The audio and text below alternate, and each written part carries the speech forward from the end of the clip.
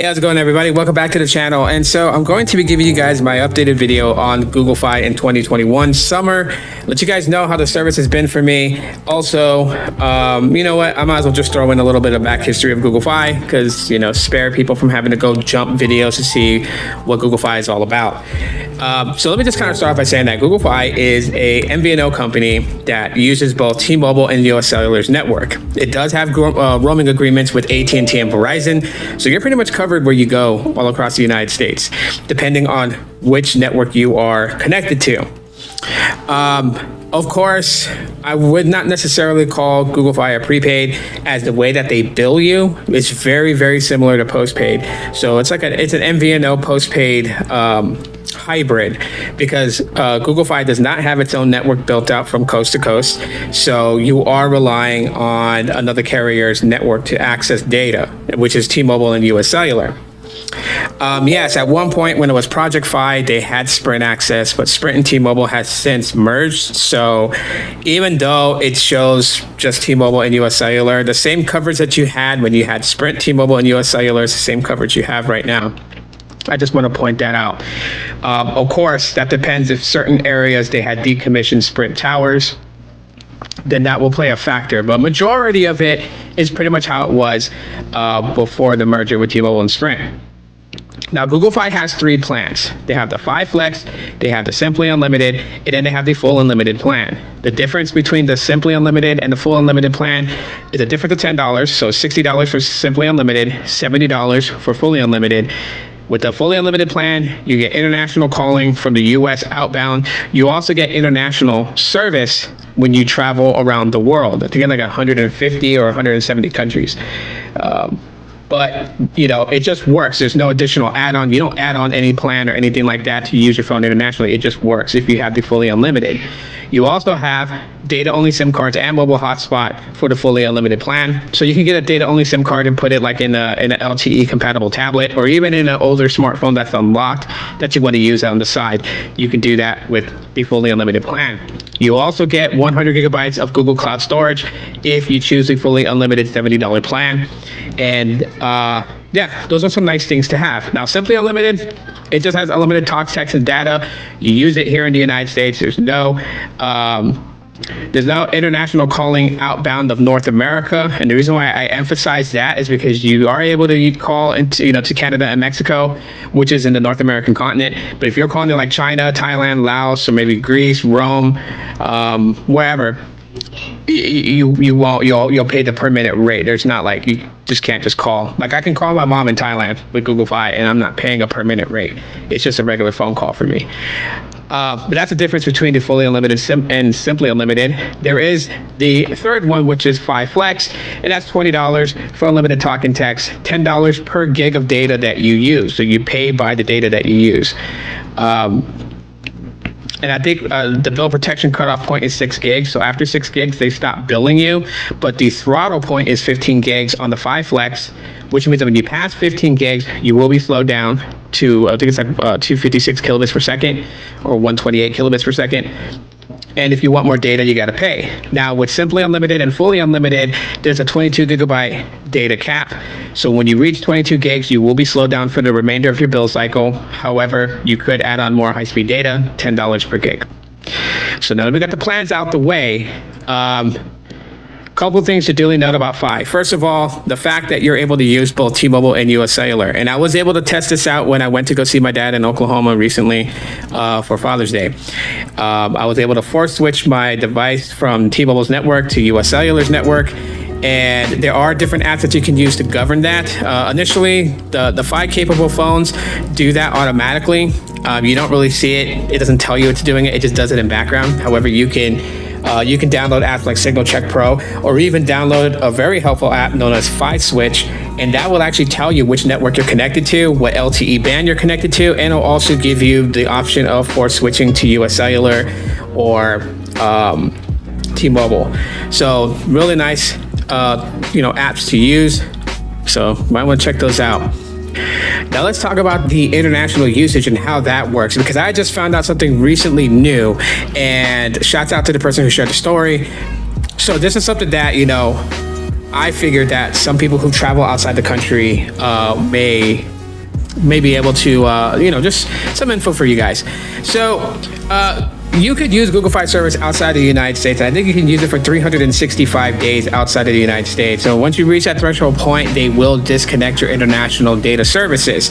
Now, it's not because that, you're using too much data outside of the United States. It has nothing to do with that whatsoever.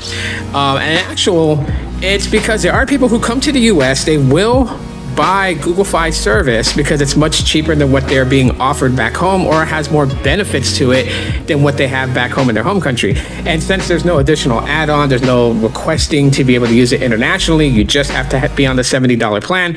They will take it back to their home country and just use it there. They will get data-only SIM cards to power some of their other IoTs to be able to do that. And so to make sure that the user of the Fi service, that they're living in the United States, is that if you travel a lot, eventually you have to come back to the United States. You have to let the phone ping off a tower here in the United States. If you don't do that, they will disconnect your international service. Now, there is a way around that though, so that way you're not screwed when you're overseas. Maybe you're going to be gone for a year and a half and you have a date when you're going to be back in the US. You can submit for a waiver to Google Fi just by connecting with their customer service and requesting a waiver, explaining the details of why you're going to be outside of the country a lot long, for a good length of time. And 9 out of 10, they will honor the waiver and you'll be good to go.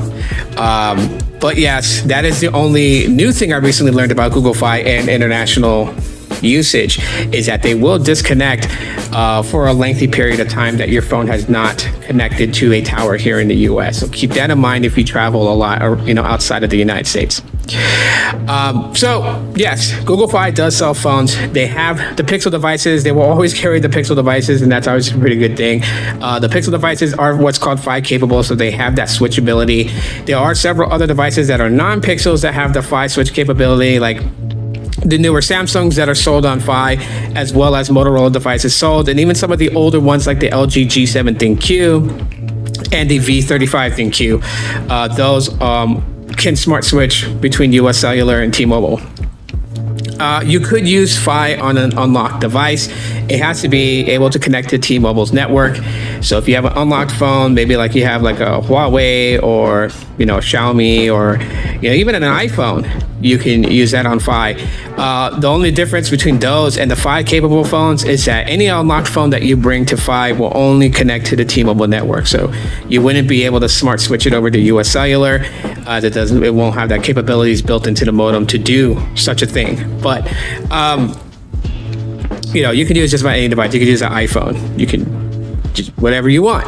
Just as long as it connects to the T-Mobile network, you're golden. So how has Google Fi been for me since being back with them? Because yes, I will be honest with everybody, I did have to leave them at some point.